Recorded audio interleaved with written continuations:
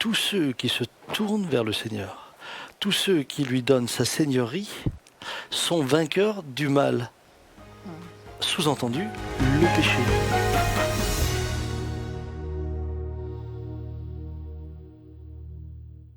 Voilà, je pense que ce qui est intéressant, c'est de comprendre qu'est-ce que cela veut dire quand il est dit que Jésus a vaincu le mal. Il a vaincu Satan et il a vaincu le péché. Ça signifie que tous ceux qui se tournent vers le Seigneur, tous ceux qui lui donnent sa seigneurie, sont vainqueurs du mal. Sous-entendu, le péché. Est-ce que ça veut dire qu'ils ne sont plus sujets à des douleurs? Est-ce que ça veut dire qu'ils ne sont plus sujets à des problèmes? Non. Mais ils sont vainqueurs de celui qui dominait sur eux. Et nous l'avons entendu que les principautés de ce monde, finalement, amènent toute la société à se soumettre à leur manière de penser.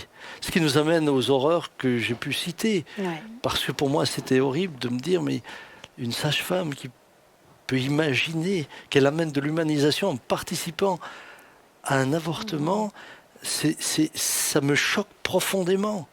Profondément. Donc il faut bien comprendre ce qu'est le mal. Le mal, c'est Satan lui-même avec sa puissance de péché. Et c'est là que j'ai envie de dire à tous les frères et sœurs qui nous suivent et à tous les amis, mais quelle libération extraordinaire. Le Seigneur vous libère de l'emprise du péché en le laissant lui régner dans vos cœurs. Parce qu'il l'a vaincu. Vous pouvez maintenant vaincre le mal. Et c'est pourquoi ensuite, eh bien, le Seigneur nous donne cette autorité par son esprit sur les puissances démoniaques. Oui, oui.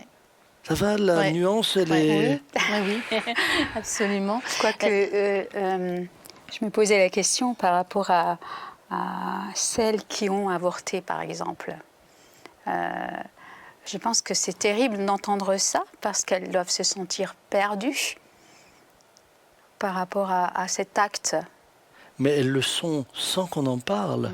Et elles n'ont pas conscience, toujours, de... Alors très souvent, je pense pas qu'elles n'en ont pas toujours conscience, parce que très souvent, l'on retrouve de ces personnes suicidaires. Après. Bien sûr. Elles n'en ont pas conscience avant. Voilà, c'est ça. Mais pour beaucoup d'entre elles, je dis pas toutes, certaines ont passé ce cap-là. À quelque part, certaines ont comme cautérisé leur conscience.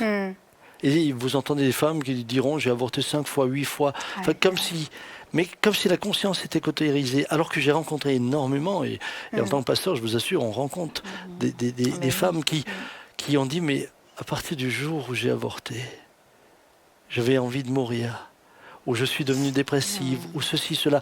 Et c'est ce que je trouve injuste, c'est que l'on ne parle pas dans un langage de vérité à celles qui vont se faire avorter. On le présente comme une solution, malheureusement comme un confort.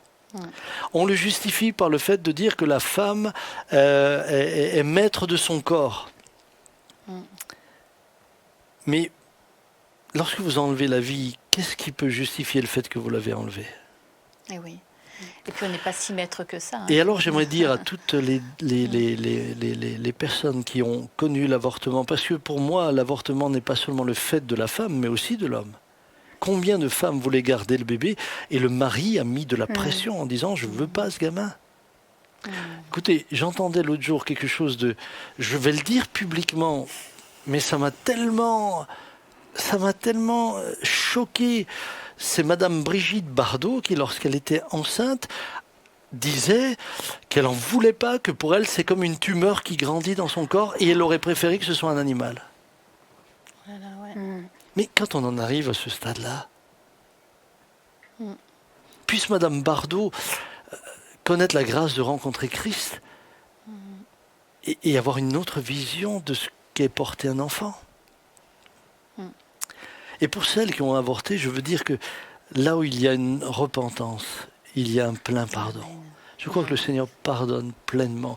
Parce que je crois aussi que ces enfants innocents, nous les retrouverons.